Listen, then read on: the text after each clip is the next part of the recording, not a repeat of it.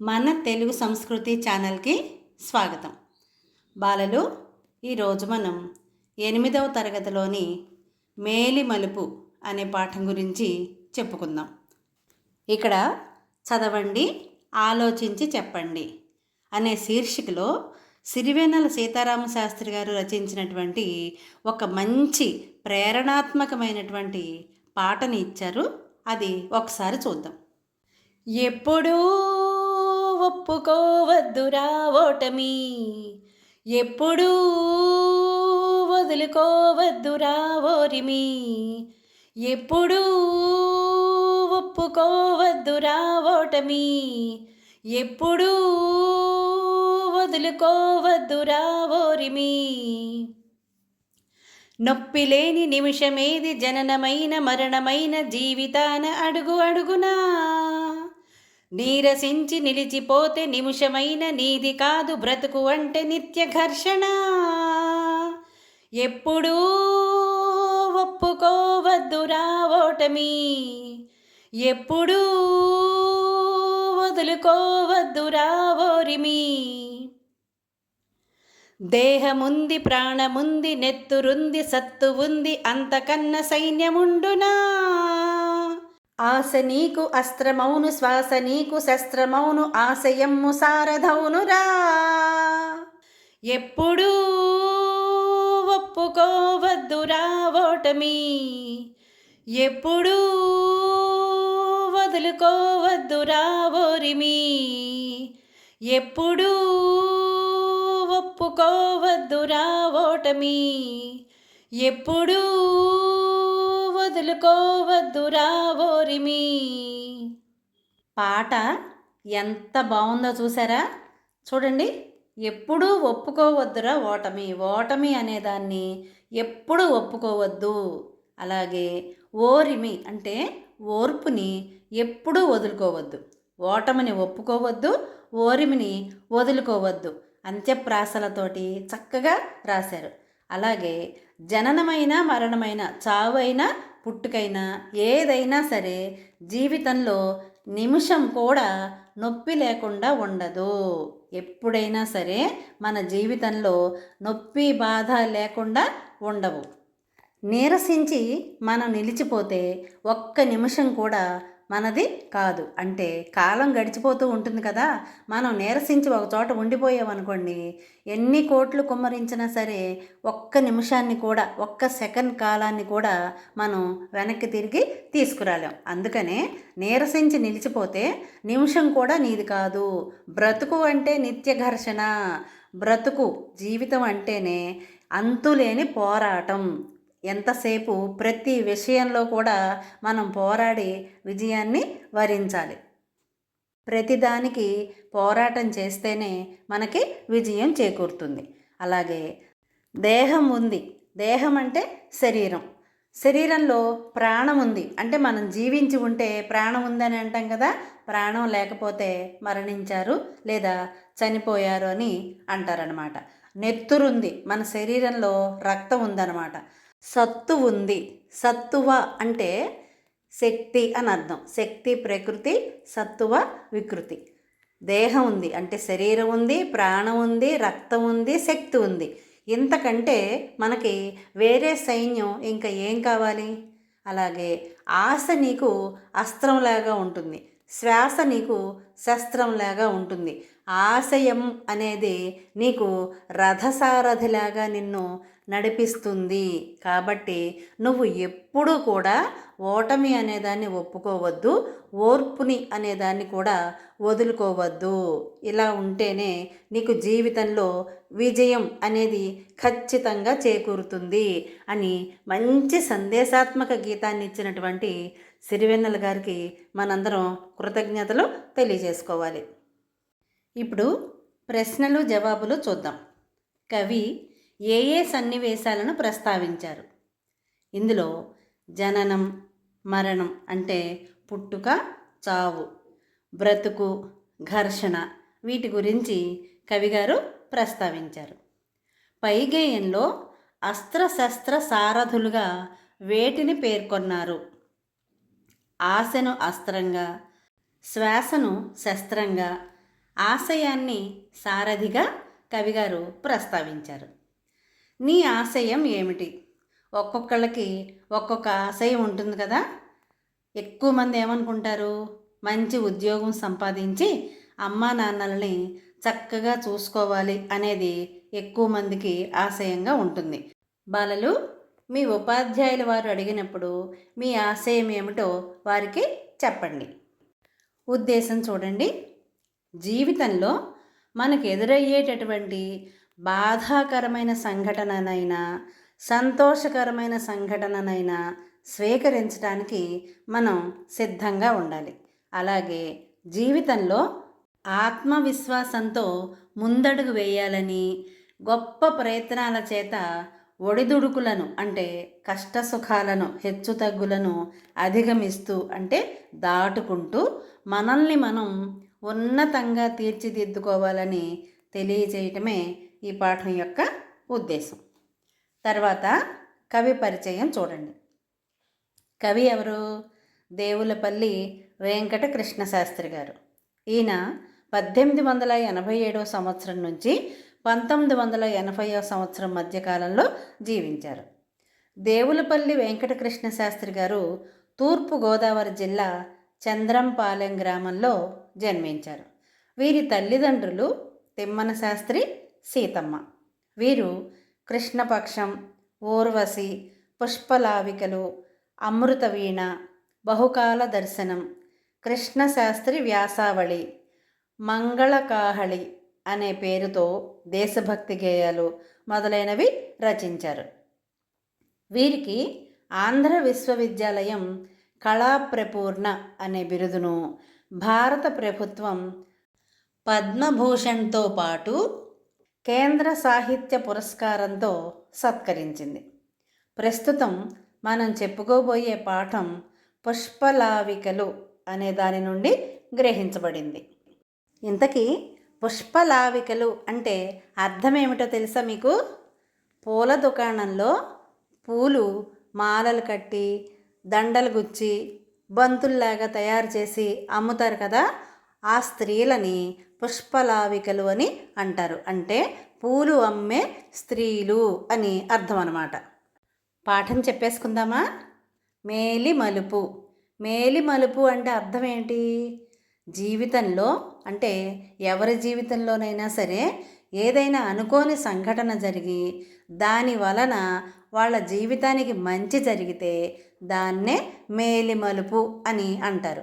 ఇప్పుడు కొంతమంది పెద్దవాళ్ళు మాట్లాడుతూ ఉంటారు, అదేరా నా జీవితంలో మంచి మలుపు తిరిగిన రోజు అని అంటారు. లేదా ఇంగ్లీష్లో చెప్పాలంటే అది నా లైఫ్లో టర్నింగ్ పాయింట్ అని చెప్తారు. దాన్నే మేలి మలుపు అని అంటారనమాట. చూడండి పాఠం. ఏమండి, ఈ రోడ్డు ఎక్కడికి పోతుంది అని ఒకడు అడిగాట. ఇంకొక అతను ఏం సమాధానం చెప్తున్నాడు? నేను 30 ఏళ్ల నుంచి చూస్తున్నాను, ఎక్కడికి వెళ్ళడం లేదు, ఇక్కడే ఉంది ఈ రోడ్డు అని మహా తెలివైన వాడిలాగా రెండోవాడు జవాబు చెప్పాట. ఇది చురుకైన మాటలాగా మనకి కనిపిస్తుంది, కానీ దీనిలో నిజం లేదు కదా. రోడ్డు ఎక్కడికి వెళ్ళకపోవడం ఏమిటి అంటే రోడ్డు కదలదు, కానీ ఆ మార్గం గుండా వెడితే ఏదో ఒక చోటికి మనం ఏదో ఒక ప్రదేశానికి ఒక ఊరికి వెడతాం. అది హమేషా ఎక్కడికో ఒక చోటకి వెడుతూనే ఉంటుంది. హమేషా అనేది హిందీ పదం. హమేషా అంటే అర్థం ఏంటి? ఎల్లప్పుడూ అని అర్థం. అంటే ఈ రోడ్డు ఎల్లప్పుడూ ఎక్కడికో ఒక చోటకి వెడుతూనే ఉంటుంది. ఒక్క క్షణం నిలబడకుండా రోడ్డు నడుస్తుంది, రకరకాలుగా నడుస్తుంది, రోడ్డు పరిగెత్తుతుంది కూడా. ఎటొచ్చి ఎప్పుడూ విరామం లేకుండా కదులుతూ ఉండటం వల్ల చలనం లేకుండా ఉన్నట్లుగా మనకి అనిపిస్తుంది. గిర్రు గిర్రున తిరిగే బొంగరం కదలకుండా ఉన్నట్లు కనపడుతుందే, అలాగా. దారి 1000 కాళ్ళ జర్రి వంటిది, పాపం దానికి రవ్వంతైనా విశ్రాంతి లేదు. అలాగే ప్రతి మనిషి జీవితంలో విశ్రాంతి లేని పయనం అనేది ఉంటుంది. ఇక్కడ ఒకటి మనం గమనించాలి. రోడ్డు రకరకాలుగా నడుస్తుంది అని అన్నారు కదా. ఎలా నడుస్తుంది రోడ్డు? కొంతమంది నడుచుకుంటూ వెళ్తారు, కొంతమంది సైకిల్ మీద వెడతారు, కొంతమంది స్కూటర్ మీద వెడతారు, మోటార్ సైకిల్ మీద వెడతారు, ఇంకా కొంతమంది ఎడ్ల బండి, లేకపోతే ఆటో, కారు అంటే ట్యాక్సీ అంటాం కదా అది, లారీ, బస్సు, ఇలా రకరకాల వాహనాలు రోడ్డు మీద నడుస్తూ ఉంటాయి కదా. దాన్నే రోడ్డు రకరకాలుగా నడుస్తుంది, పరిగెత్తుతుంది అని చెప్పారనమాట. బాటసారులలాగే దారులు రకరకాలు.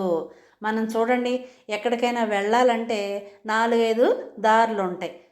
రోడ్డు మీద వెళ్ళే దారి ఒకటైతే వేరే చాలగట్లమ్మట ఊళ్ళో నుంచి వేరే వేరే వీధుల్లో నుంచి మనం వెళ్ళొచ్చు. ఇప్పుడు చూడండి, మన పాఠశాలే ఉంది కదా, ఆ పాఠశాలకి ఒకే దారి ఉంటుందా? 2-3 దారులు ఉంటాయా? 2-3 దారులు ఖచ్చితంగా ఉంటాయి. అలాగే వేరే వేరే దారుల్లో మలుపులు కూడా హెచ్చు తగ్గులు ఉంటాయి. మలుపులు అంటే ఏంటి? ఇక్కడ మనకి బొమ్మలో కనిపిస్తుంది చూసారా చిత్రంలో, రోడ్డు నిలువుగా కాకుండా ఇటు పక్కకు ఒక దారి ఉంది, ఎడమ చేతి వైపుకి ఒక దారి, కుడి చేతి వైపుకి ఒక దారి ఉంది, నిట్ట నిలువుగా ఒక దారి ఉంది. 3 దారులు ఉన్నాయి కదా. ఆ దారి వేరే వైపుకు తిరగటాన్నే మలుపు అని అంటారు. ప్రతి దానికి కూడా రకరకాల మలుపులు ఉంటాయన్నమాట. చేలల్లో గట్ల దారులు ఉంటాయి, తోపుల్లో పొంతదారులుంటాయి, కొండ కనుమలలో కునికే దారులు, నగరాలకు వెళ్ళే రహదారులు, ఇలా ఎన్నో ఉంటాయి. చూడండి, రకరకాల దారులు ఉంటాయి. బాటసారులు అంటే ప్రయాణించే వాళ్ళు నడవాలి అంటే ఒకే రకమైనటువంటి దారిలో ఎవరు వెళ్ళరు. ఎవరికి అనువుగా ఉంటే ఆ దారిలో వెడుతూ ఉంటారనమాట. ఈ దారుల్లో మలుపులు హెచ్చు తగ్గులు ఉంటాయి. లక్ష్యం చేరాలి, గమ్యం చేరాలి అంటే ఏ దారిలో వెళ్ళినా సరే లక్ష్యానికి లేదా గమ్యానికి చేరుకుంటారు. ఆ చేరుకునేటటువంటి దారుల్లో అనేకమైనటువంటి మలుపులు అంటే హెచ్చు తగ్గులు ఉండేటటువంటి మలుపులు మన జీవితాల్లో కూడా ఉంటాయన్నమాట. ఒక్కొక్కసారి పరిస్థితి బాగుంటుంది, ఇంకొకసారి బాగుండకపోవచ్చు. ఒక్కొక్కసారి సుఖాలు రావచ్చు, ఇంకొకసారి కష్టాలు రావచ్చు. అయినా సరే మనం దేనికి వెనకాడకుండా జీవితాన్ని జీవిస్తాం కదా. అలాగే దారుల్లో ప్రయాణించేవారు కూడా తమ ప్రయాణాన్ని సర్దుబాటు చేసుకుని ప్రయాణిస్తారు. కష్టాలు కానీ సుఖాలు కానీ మన ప్రయాణంలో ఉండవచ్చు. దారుల్లో ఉన్నటువంటి రకాలు లాగానే మానవుల జీవితాలు కూడా రకరకాలుగా కొనసాగుతూ ఉంటాయి.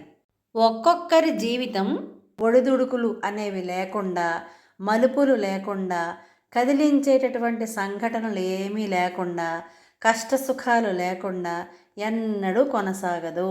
అంటే కొంతమందికే కాదు, ప్రతి ఒక్కరి జీవితంలో కూడా ఏదో ఒక సమయంలో, ఏదో ఒక సందర్భంలో మలుపు కానీ, కష్టం కానీ, సుఖం కానీ లేకుండా, ఒడిదుడుకులు లేకుండా జీవించే జీవితం ఎవ్వరికీ కూడా ఉండదు.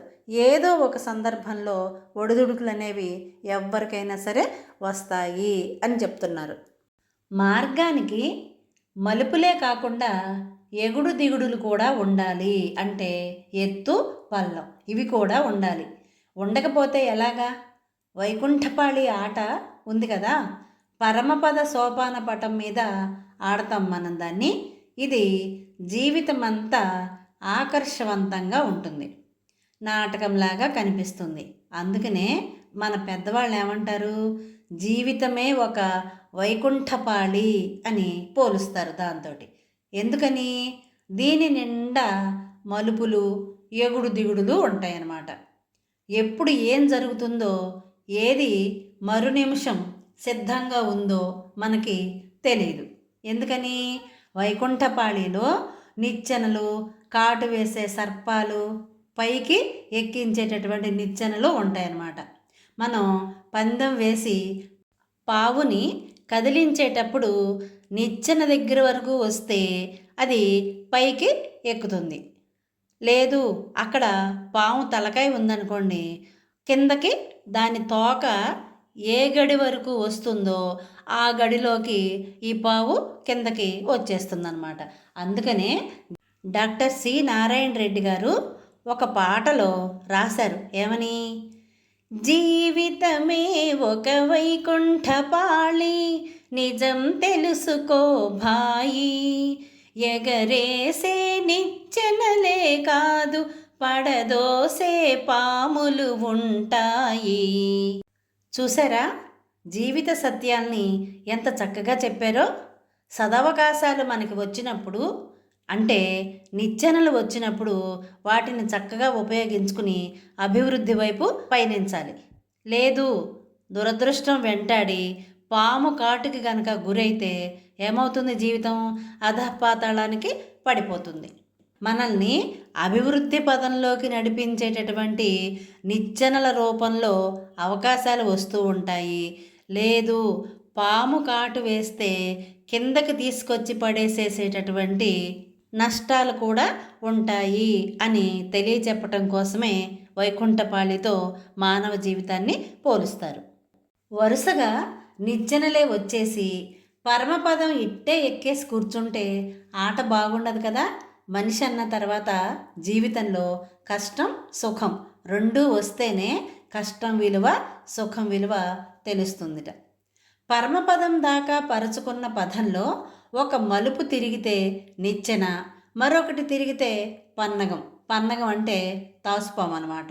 ఆ గుర్తులు ఉంటాయి కదా వైకుంఠపాళి ఆటలో, అది. ఆ పాము కాటు వల్ల కిందికి ఒరగటం అంటే కిందకి పడిపోవటం, అంతలో తేరుకుని ఒక నిచ్చెన ఎక్కటం, మరొక సోపానం దాటటం, పూల తోటలో కాలు పెట్టటం, ఆనందధామపు అంచులు గోపుర శిఖరాలు కనబడటం, ఇంతలో ఒక కాలాహి కరవటం అంటే పాము అనమాట, మళ్ళీ సొమ్మసిల్లి నేల రాలటం, ఇలా ఎన్నో మలుపులతో ఎగుడు దిగుడులతో సాగే ఆటే వైకుంఠపాళి. పక్కన చిత్రంలో కనిపిస్తోంది కదా, చూడండి. మానవ జీవితం కూడా వైకుంఠపాళి ఆటలాంటిదే. అందుకనే ఈ ఆటలో నిచ్చెనలు ఎక్కటం పాము మింగటం ఉన్నట్లే మానవ జీవితంలో హెచ్చుతగ్గులు ఉంటాయి అని మనకి ఈ పాఠం ద్వారా బోధిస్తున్నారు కవి. వీటి అన్నిటి వల్లనే జీవితానికి గమనం, ఊపు, చైతన్యం, ఉత్సాహం, లక్ష్యం ఇవన్నీ కూడా మనకి వస్తాయి. మలుపులు ఎగుడు దిగుడులు జీవిత మార్గంలో ఉండి తీరాలి. అవి లేకపోతే జీవితం నిస్సారంగా ఉంటుందన్నమాట. మలుపులు ఉంటేనే మనకి ఆశ్చర్యం కలుగుతుంది, అద్భుతాలని చూస్తామన్నమాట, అవకాశాలని అందిపుచ్చుకుంటాం.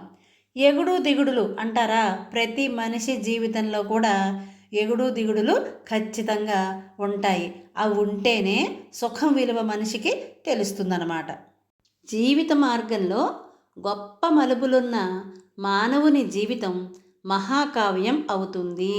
చూడండి, మలుపులు లేని జీవితం మామూలుగానే సాదాసీదాగా ఉంటుంది. అదే గొప్ప మలుపులు ఉన్నటువంటి మానవుని జీవితం మాత్రం మహాకావ్యంలాగా అవుతుందిట. రామాయణంలాగా మహాభారతంలాగా ఆ మానవుణ్ణి మహాత్ముడు అంటారు. రామాయణంలో రాముడు, మహాభారతంలో ధర్మరాజు, భీష్ముడు చాలామంది ఉన్నారన్నమాట. జీవిత మార్గంలో మలుపు తిరిగితే ఆపద వచ్చినా ఆనందం కలిగిన తరువాత స్థిమితంగా అంటే ప్రశాంతంగా కూర్చుని వాటిని నెమరు వేసుకున్నప్పుడు అంటే మళ్ళీ గుర్తుకు తెచ్చుకున్నప్పుడు మాత్రం అవన్నీ కూడా మనకి అమూల్యంగానే కనపడతాయి. అమూల్యం అంటే వెలకట్టలేనివి, చాలా విలువైనవిలాగా కనిపిస్తాయిట. ఆప్తంగా ఉంటాయి, మనకి ఆత్మీయులలాగా అయిన వారిలాగా బాగా కావలసిన వాళ్ళలాగా అనిపిస్తాయిట. వాటిని మాసిపోనీయం. మాసిపోనివ్వటం అంటే ఏంటి? ఆ జ్ఞాపకాలని చెరిగిపోకుండా చక్కగా భద్రంగా మన మనసులోనే దాచుకుంటాం అన్నమాట. అవి తీయని జ్ఞాపకాలుగా మనకి మిగులుతాయి. అనంత యాత్రా మార్గం మీద అవి మనకు దారిబత్తెంగా నిలుస్తాయి. అంటే ఈ అనంతమైనటువంటి మన జీవన యాత్రలో అవి మనకి దారిబత్తెంగా, దారి ఖర్చులకి మన దగ్గర డబ్బులుంటే మనకి ఎంత ధైర్యంగా ఉంటుందో, ఈ జ్ఞాపకాలు కూడా ఏదైనా సమస్య వచ్చినప్పుడు ఫలానప్పుడు ఫలానా సమస్య వచ్చింది కదా, అప్పుడు మనం ఇలా చేశాం కదా, దాన్ని పరిష్కారం చేసుకున్నాం కదా అనే జ్ఞాపకాలన్నీ కూడా మనకి ధైర్యాన్ని ఇచ్చి ఏ సమస్య వచ్చినా దానికి పరిష్కారాన్ని మనకి చూపిస్తాయి అన్నమాట. బతుకుదారి మలుపు తిరిగితే రాజు కింకరుడు, కింకరుడు రాజు అవటం తథ్యం. చూడండి, ఏదైనా ఒక మంచి మలుపు కనుక మన జీవితంలో తిరిగిందనుకోండి, అప్పుడు ఏమవుతుందిట, రాజు కింకరుడుగా అయిపోతాడట. కింకరుడు అంటే సేవకుడు అని అర్థం. సేవకుడేమో రాజుగా అయిపోతాడట. ఇది నిజం, ఖచ్చితంగా జరుగుతుంది అని చెప్తున్నాడు. ఈ సత్యాన్ని తెలిపేదే సత్యహరిశ్చంద్రుని కథ. చూడండి, సత్యహరిశ్చంద్రుని కథ మనందరికీ తెలిసిందే కదా. అష్టైశ్వర్యాలతో తొలతూగేటటువంటి చక్రవర్తి కేవలం అబద్ధం ఆడని కారణంగా, ఎల్లప్పుడూ నిజమే చెప్పటం వలన రాజ్యాన్ని, భార్యాబిడ్డల్ని పోగొట్టుకుని, సామ్రాజ్యాధికారాలన్నీ పోగొట్టుకుని చివరికి కాటి కాపరిలాగా, అంటే శ్మశానంలో శవాల దగ్గర కాపలా ఉండేవాడికి మళ్ళీ మారిపోతాడు. ఆ కథ దీనికి ఉదాహరణ అని చెప్పి కవి అంటున్నారు. అట్లాగే ఇలాంటి నిజాన్ని తెలిపేటటువంటి కాశీ మజిలీ కథని ఇప్పుడు చూద్దాం. అవును, కాశీ మజిలీ కథ అన్నారు కదా. కాశీ మజిలీ కథ అంటే ఏమిటి? పూర్వకాలం కాశీ వెళ్ళాలంటే చాలా రోజుల సమయం పట్టేది. ఎందుకని? ఇప్పటికి మళ్ళీ అప్పట్లో ప్రయాణ సౌకర్యాలు, రవాణా సౌకర్యాలు ఏమీ లేవు. ఎక్కడికి వెళ్ళాలన్నా, ఎంత దూరం వెళ్ళాలన్నా సరే కాలినడకనే వెళ్ళేవారు. అలా వెడుతూ వెడుతూ ఏం చేసేవారు, మార్గమధ్యంలో అదే పనిగా నడవలేరు కదా. అందుకని మార్గమధ్యంలో ఎక్కడైతే ఆగుతారో విశ్రాంతి తీసుకోవటానికి, భోజనం తినటానికి, అలా ఆగిన ప్రదేశాన్ని మజిలీ, కాశీ మజిలీ అని అనేవారు. పగలంతా నడిచి సాయంత్రం అయ్యేసరికి ఏదో ఒక ఊరిలో ఏ చెట్టు కిందో, లేకపోతే పెద్ద పెద్ద రైతులు, మోతుబరులు ఉంటారు కదా, వాళ్ళ సావిట్లోనో వసారాలోనో ఆగేవాళ్ళు అనమాట. దాన్నే కాశీ మజిలీ అని అనేవాళ్ళు. ఆ కాశీ మజిలీలప్పుడు చెప్పబడినటువంటి కథలనే కాశీ మజిలీ కథలు అని పిలుస్తారు. ఇప్పుడు ఆ కథ ఏంటో చూద్దాం. అనగనగా ఒక గ్రామంలో ఒక యువకుడు ఉన్నట్ట. ఒక గ్రామం అంటే ఒక ఊరిలో ఒక యువకుడు ఉన్నాడు. వానికి తల్లి కానీ తండ్రి కానీ ఎవ్వరూ లేరు. మాధుకరం చేసుకునేవాడు. మాధుకరం అంటే తుమ్మెద ప్రతి పువ్వు దగ్గరికి వెళ్ళి మకరందాన్ని ఎలాగైతే సేకరిస్తుందో, అలాగే భిక్షకులు ఇంటింటికి తిరిగి వాళ్ళు పెట్టినది స్వీకరించి దాంతోనే జీవించేవాళ్ళు. దాన్నే మాధుకరం లేదా మాధుకర భిక్ష అని అంటారు. ఇలా మాధుకరం చేసుకుంటూ ఒడిదుడుకులు లేకుండా వాని యొక్క బ్రతుకు, జీవనం చక్కగా సుఖంగా సాగిపోతుంది. బ్రతుకుతున్నానని కూడా అతనికి తెలియకుండానే బ్రతికేస్తున్నాడు అనమాట. వానికి రాత్రి అని కానీ పగలు అని కానీ ఏమీ తేడా తెలిసేది కాదు. అంతలో వానికి తెలియకుండానే వాని బ్రతుకు తెరువు ఒక మలుపు తిరిగింది. చూడండి, ఒడిదుడుకులు లేకుండా సాఫీగా సాగిపోతోంది జీవితం అనుకున్నారు కదా. అంతలోనే అతనికి తెలియకుండానే వాడి యొక్క జీవితం, వాడి యొక్క బ్రతుకు ఒక పెద్ద మలుపు తిరుగుతుందిట. ఒకనాడు అతను ఊరుకోలేక ఏం చేశాడు, ఉన్న ఊరిని వదిలి బయలుదేరాడు. ఎక్కడికి వెళ్ళాలి, ఎక్కడికో తెలియదు. నడిచాడు నడిచాడు నడిచాడు. మునిమాపు వేళకు ఒక పట్టణ పరిసరానికి వచ్చాడు. మునిమాపు అంటే ఏంటి? సాయంకాలం అన్నమాట. సూర్యుడు అస్తమించేటటువంటి సమయానికి ఎక్కడికి వెళ్ళాడు? ఒక పట్టణ పరిసరానికి వచ్చాట. ఒక పట్టణం దగ్గరికి వచ్చాడు. అక్కడ ఆగాడు అతను. ఆగి ఏం చేస్తున్నాడు? పాతబడిన మానవుని కన్నా పలకరించే తోటనయం అనుకున్నట్ట. పాతబడిపోయినటువంటి మానవుడి కంటే పలకరించేటటువంటి తోటే మంచిది అనుకున్నట్ట. అలసిపోయి ఉన్నాడు కనుక, దరిద్రుడు కనుక, అంటే అతని దగ్గర ఏమీ లేవు కదా, డబ్బులు కానీ బంగారం కానీ ఏమీ లేవు. అట్టి శ్రమలు అలవాటైపోయాయి కనుక రోజు తిరగటం, వాళ్ళు పెట్టింది తినటం, పడుకోవటం, ఇదే కదా అతని యొక్క జీవన శైలి. అట్లా శ్రమ పడటం అలవాటైపోయాయి కనుక హంసతూలికా తల్పం అక్కర్లేకుండానే నిద్రపోయాడు. చాలా దూరం నడిచొచ్చాడు కదా, ఆ అలసటతోటి హంసతూలికా తల్పం అంటే మెత్తటి పరుపులు లేకుండానే అతను నిద్రపోయాట. హంసతూలికా తల్పం అంటే హంస రెక్కల ఏకలతో అతి మృదువుగాను సున్నితంగాను ఉండేటటువంటి శయ్య అని అర్థం, లేదా పరుపు అని అర్థం. అది చాలా మృదువుగా మెత్తగా ఉండటం వల్ల పడుకోగానే అలసటంతా తీరిపోయి హాయిగా నిద్రపడుతుందన్నమాట. ఇంతలో తెల్లవారబోతుండగా వాడి నిద్ర అంచులు కదిలినట్లయింది. అంటే అతని నిద్రకి భంగం కలిగింది. ఏదో కలకలం సోకి ఒళ్ళు విరుచుకున్నాడు. ఏదో హడావుడి సందడిగా అనిపించి ఒళ్ళు విరిచి, అంటే మనం నిద్ర లేచేటప్పుడు ఒళ్ళు విరుచుకుంటాం కదా, అలాగే అతను కూడా ఒళ్ళు విరుచుకుని చక్కగా లేచి కూర్చున్నట్ట. ఎదురుగుండా రత్నభూషణాలతో ఒక పెద్ద ఏనుగు, ఆ ఏనుగు మీద బంగారపు అంబారి. అంబారి అంటే మనుషులు కూర్చోటానికి ఏనుగు మీద అమర్చేటటువంటి ఏర్పాటు లేదా ఆసనం, దాని మీదే కూర్చుంటారనమాట. ఆ ఏనుగు పక్కన వెండి వేత్రాలతో భటులు ఉన్నారట. భటులు అంటే ఎవరో సేవకులు. వాళ్ళ చేతుల్లో ఏమున్నాయి? వెండి వేత్రాలు, అంటే వెండి బెత్తాలు, వెండితో చేసినటువంటి బెత్తాలు పట్టుకుని ఆ భటులు ఉన్నారట. ఆ ఏనుగు ముందు గంభీరంగాను వినయంగాను నిలబడినటువంటి ఒక పెద్ద మనిషి ఉన్నాడు. ఆ ఏనుగు తొండంతో పట్టుకున్నటువంటి ఒక మందార మాలిక. ఏనుగు ఏం చేసింది? ఒక మందార మాలికని, ఒక మందార మాలని, ఒక మందార పూలతో చేసినటువంటి దండని ఏనుగు తొండంతో పట్టుకుందిట. ఆ ఏనుగుకి దూరాన వేల కొద్దీ జనం ఉన్నారట. ఏనుగుకి చాలా దూరంలో వేల మంది జనం ఉన్నారట. ఏమిటి ఇదంతా అనుకున్నట్ట ఆ యువకుడు. ఇంత గొప్ప కలను కరిగించి మాయం చేయకూడదనుకుని మళ్ళీ నిద్రపోదామనుకుంటుంటే ఆ ఏనుగు మందార దామాన్ని వాని మెడలో వేసి ఆ తొండంతోనే వాణ్ణి భద్రంగా ఎత్తి అంబారీలో కూర్చోబెట్టి పట్టణం వైపు మళ్ళింది.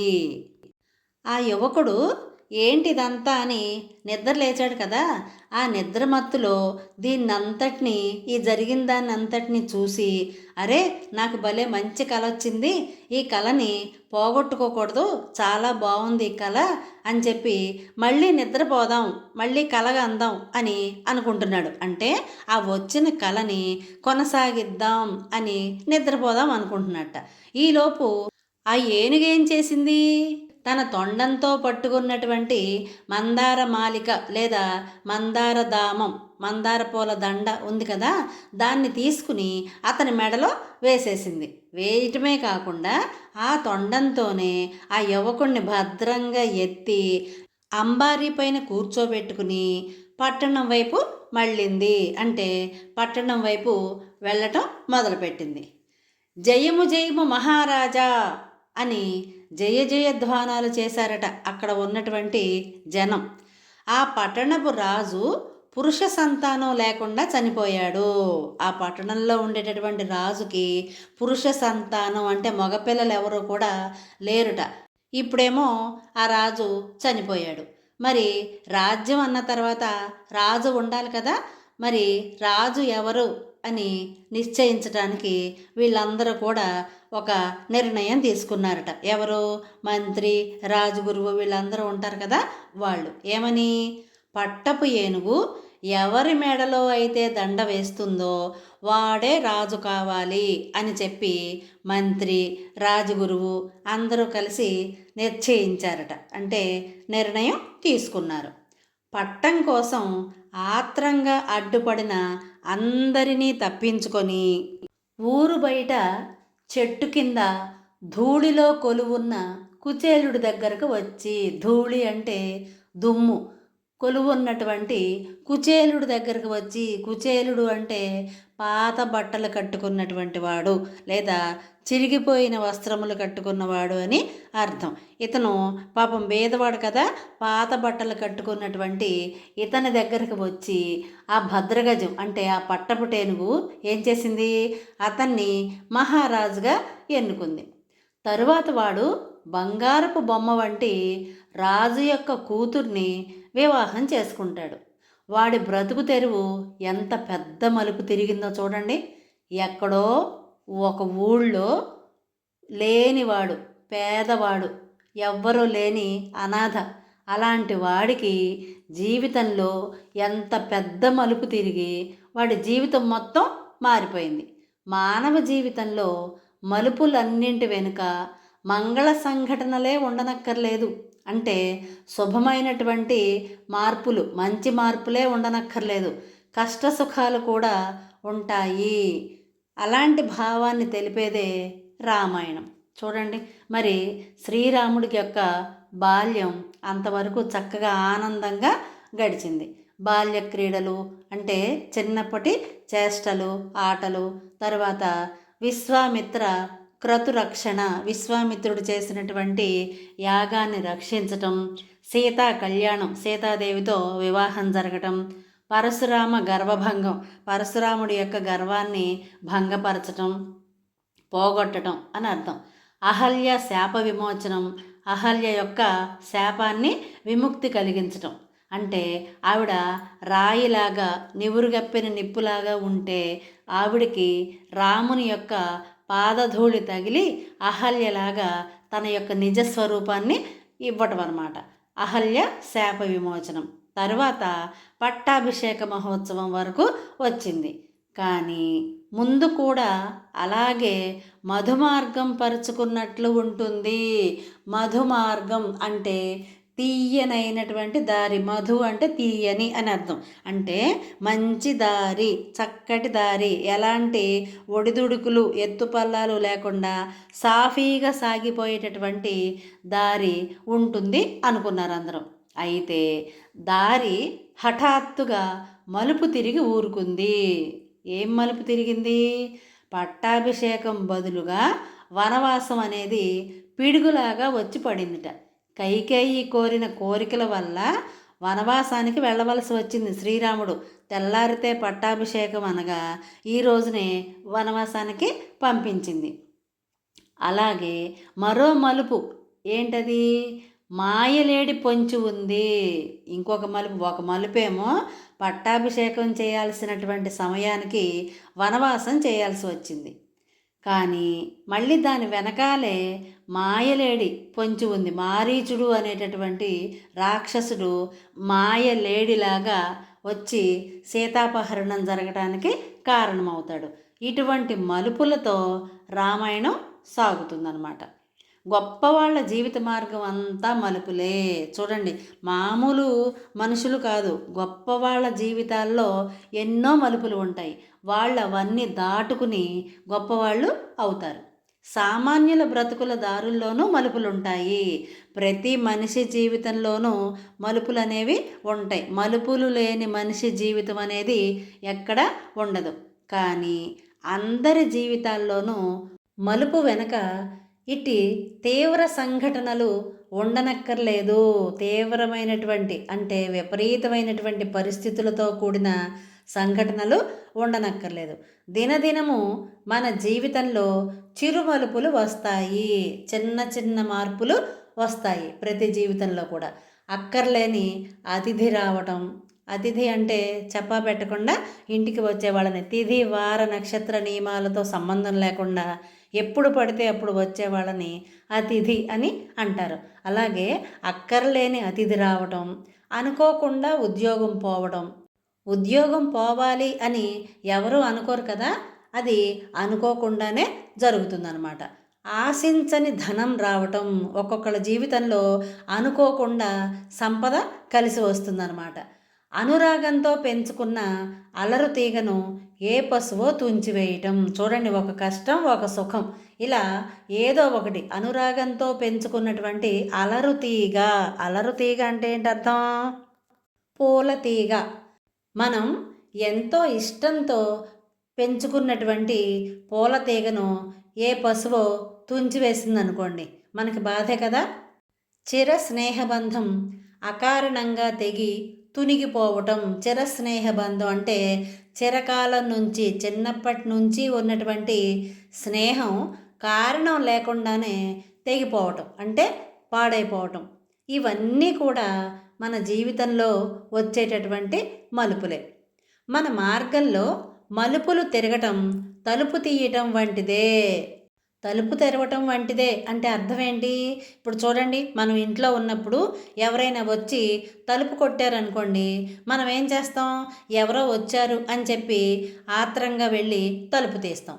ఆ తలుపు తీసినప్పుడు మనకి ఇష్టమైన వాళ్ళు వస్తే చాలా సంతోషపడతాం. ఒకవేళ ఇష్టం లేని వాళ్ళు, ఎవరైనా చందా అడగడానికి వచ్చిన వాళ్ళు, మన శత్రువులు ఎవరైనా వచ్చారనుకోండి, అప్పుడు మనం ఇష్టపడతామా? ఇష్టపడం కదా. ఇక్కడ మనం ఎలా అర్థం చేసుకోవాలి? మనం తలుపు తీయంగానే ఇష్టమైన వాళ్ళు వస్తే సరే, ఇష్టం లేని వాళ్ళు వస్తే మొహం అదోలాగా పెట్టుకుంటాం కదా. మలుపులు కూడా అంతే. మనకి చెప్పి రావు మంచి మలుప చెడ్డ మలుప అనేది, మనకి తెలిసి రాదు. అయితే ఈ మలుపుల్ని పట్టించుకొని వాళ్ళు ఉన్నారు కొంతమంది. కొంతమంది ఏం చేస్తారు? మలుపుల కోసం ఎదురు చూస్తూ ఉంటారు. ఇంకా కొంతమంది ఏం చేస్తారు? తీరికగా కూర్చుని మార్గంలో మలుపులు మలుచుకుంటూ ఉంటారు. కొంతమంది కావాలని తెచ్చుకుంటారు. మామూలుగా ఇళ్లలో పెద్దవాళ్ళు అంటూ ఉంటారు, కావాలని తెచ్చుకున్నావురా నువ్వు, నేలన పోయేదాన్ని నెత్తిని రాసుకున్నావు, ఇలా మాట్లాడుతూ ఉంటారు కదా. అదనమాట. కొందరికి ఆది పర్వం మొదలుకొని స్వర్గారోహణం దాకా మలుపులే. అంటే పుట్టింది మొదలు చనిపోయేంత వరకు కూడా కొంతమంది జీవితంలో మలుపులే మలుపులు. ఏదైనా మార్గానికి మలుపులు కావాలి. మలుపు వెనకాల మదనం ఉండని, మధువనం ఉండని. ఏదైనా సరే జీవితంలో మంచిది కానివ్వండి, చెడ్డది కానివ్వండి, మలుపు అనేది తప్పనిసరిగా ఉండాలి. మదనం ఉండని. మదనం అంటే ఏంటి అర్థం? పోరాటం. ఎంతసేపు కూడా సమస్యలతో మనం పోరాటం చేయాల్సిందే, సంఘర్షణ పడాల్సిందే. మధువనం ఉండని. ఫలవృక్షాలతో నిండినటువంటి మధువనం, తీయనైనటువంటి తోట ఉండని. ఏదున్నా సరే మనకి మలుపులు మాత్రం ఖచ్చితంగా ఉంటాయి. జీవిత లక్ష్య గమనంలో ఏది ఎదురైనా వాటిని అధిగమించాలి. జీవిత లక్ష్య గమనం అంటే మన జీవితానికి ఒక లక్ష్యం అనేది ఉంటుంది కదా. ఆ లక్ష్యాన్ని సాధించడంలో ఏది ఎదురైనా సరే, ఎలాంటి ఆటంకాలు వచ్చినా సరే మనం వాటిని అధిగమించాలి. అంటే వాటిని ఎదుర్కొని ముందుకు వెళ్ళాలి, వాటిని సాధించి ముందుకి వెళ్ళాలి. లక్ష్య ఛేదనలో ఎదురయ్యే కష్టాలను, అంటే లక్ష్యాన్ని సాధించడంలో ఎదురయ్యేటటువంటి కష్ట నష్టాలను మనం భరించాలి. సుఖదుఖాలను పొందాలి. అటు సుఖాన్ని దుఃఖాన్ని రెండింటినీ సమంగా తీసుకోగలగాలి. కష్టాన్ని నష్టాన్ని కూడా భరించేటటువంటి సామర్థ్యాన్ని పెంపొందించుకోవాలి. నిరాశ నిస్పృహలకు తట్టుకోవాలి. ఒక్కొక్కసారి మనకి నిరాశ ఆవరిస్తుంది. అలాంటి సమయంలో దానిలో నుంచి మనం బయటికి వచ్చి ఉత్సాహంతో ముందడుగు వేయాలి. అప్పుడే జీవితంలో ఓటమిని అంగీకరించాక విజయాన్ని సాధించగలుగుతాం. ఓటమిని అంగీకరించడం అంటే ఏంటి? ఇక్కడ కొంచెం సేపు విరామం ఇస్తాం అంతవరకే, కానీ తర్వాత మళ్ళీ రెట్టించిన ఉత్సాహంతో విజయాన్ని సాధించగలుగుతాం. జీవిత మలుపులను అధిగమించి జీవితంలో వచ్చేటటువంటి అన్ని మలుపులను కూడా దాటి సుఖప్రదమైనటువంటి జీవనాన్ని సాగిస్తాం. అంటే సుఖప్రదమైనటువంటి జీవితాన్ని మనం పొందుతాం. విజేతగా నిలుస్తాం అంటే విజయాన్ని మనమే పొందుతాం. 10 మందికి ఉపయోగపడతాం. మనం మన కోసమే బ్రతకడం కాదు, పరులకి అంటే 10 మందికి కూడా ఉపయోగపడేలాగా బ్రతకటమే మన యొక్క జన్మ ధన్యమైంది అనడానికి గుర్తు. పాఠం విన్నారు కదా, బాగుంది కదా. మరి ఈ పాఠం ఏ ప్రక్రియకు సంబంధించిందో చెప్పండి. కథా ప్రక్రియకు సంబంధించినది. దీనిలో ఉన్నటువంటి ఇతివృత్తం అంటే కథా వస్తువు ఏమిటి? ఆత్మస్థైర్యం. అంటే ఆత్మస్థైర్యాన్ని ఆత్మధైర్యాన్ని పెంపొందించుకోవటం అని అర్థం. మీకు విషయం తెలుసా? దేవులపల్లి కృష్ణశాస్త్రి గారు మంచి భావకవి. ఈయన 70కి పైగా సినిమాలలో 160 పాటలు రాశారు. ఈయన రాసిన ప్రతి పాట కూడా మంచి సాహిత్య విలువలతో కూడి ఉంటుందన్నమాట. అదే కాకుండా ప్రజల నాలుకల మీద నాట్యమాడుతూ ఉంటాయి ఆయన రాసినటువంటి పాటలు. ఎవరి నోటెమ్మట చూసినా ఈ పాటలు పాడుతూనే ఉంటారనమాట. అంతటి ప్రసిద్ధి చెందినటువంటి గేయాలని రాశారు. పాఠం విన్నారు కదా. ప్రతి మనిషి జీవితంలో కూడా ఎన్నో మలుపులు ఉంటాయి. మనం చేరే గమ్యానికి చాలా దారులు ఉంటాయి. కానీ మనం ఏ దారిలో వెళ్ళాలి? మన వల్ల ఎవరికి ఇబ్బంది కలగని దారిలో మాత్రమే వెళ్ళి మన గమ్యాన్ని, మన లక్ష్యాన్ని చేరుకోవాలి. విన్నారు కదా. ఇలాంటి మరిన్ని వీడియోల కోసం చూస్తూనే ఉండండి మన తెలుగు సంస్కృతి ఛానల్. జై హింద్, జై భారత్.